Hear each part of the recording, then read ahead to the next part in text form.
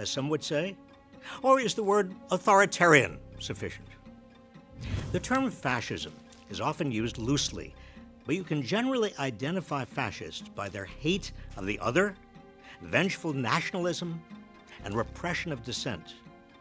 To fight these ideas, we need to be aware of what they are and how they fit together. Let's examine the 5 elements that define fascism and what makes it distinct from and more dangerous than authoritarianism. First, the rejection of democracy in favor of a strongman. Authoritarians believe strong leaders are needed to maintain stability, so they empower strongmen, dictators, or absolute monarchs to maintain social order through the use of force. But fascists view strong leaders as the means of discovering what society needs. They regard the leader as the embodiment of society, the voice of the people. I am your voice. I alone can fix it. Second, stoking rage against cultural elites.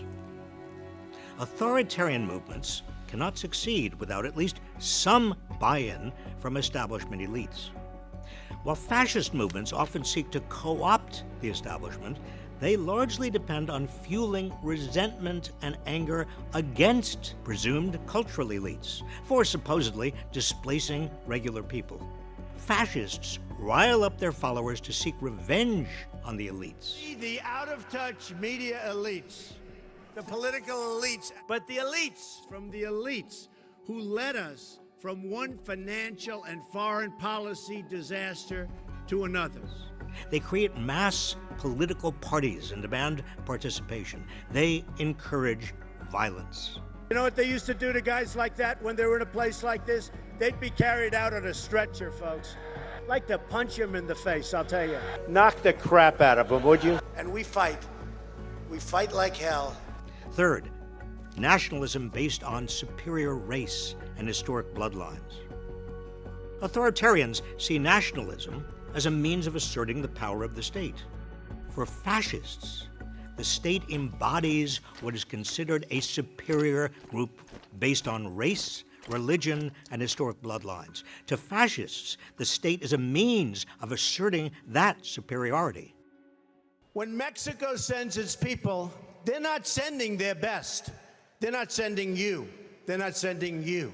Fascists worry about disloyalty and replacement by groups that don't share the same race or bloodlines.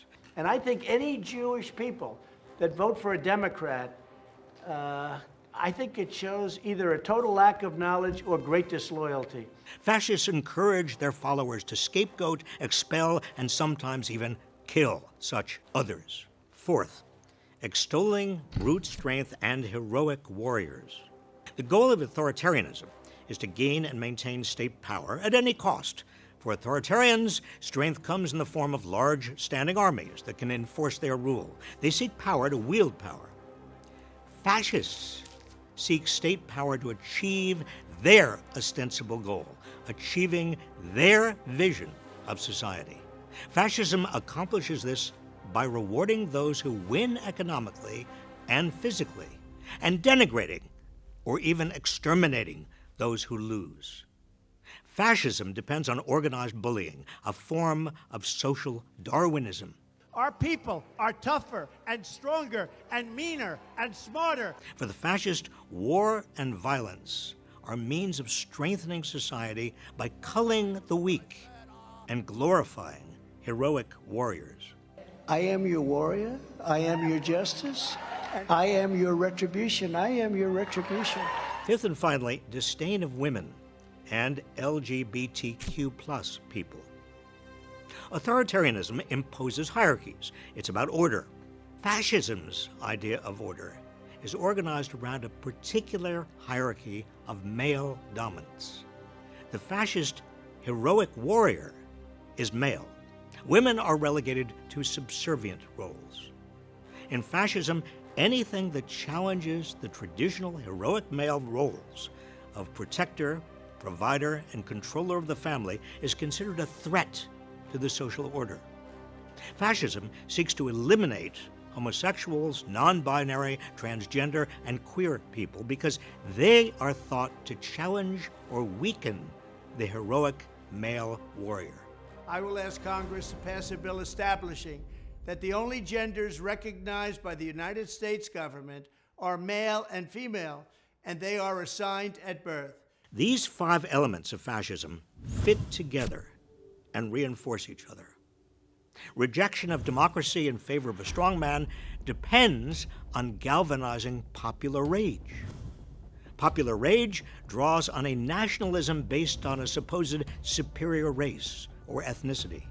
That superior race or ethnicity is justified by a social Darwinist idea of strength and violence, as exemplified by heroic warriors. Strength, violence, and the heroic warrior are centered on male power.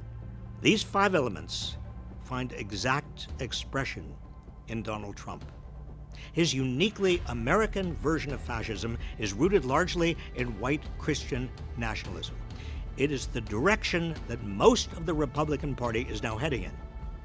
It's not enough to call Trump and those promoting his ideas authoritarians, when what they are really advocating is something far worse: fascism.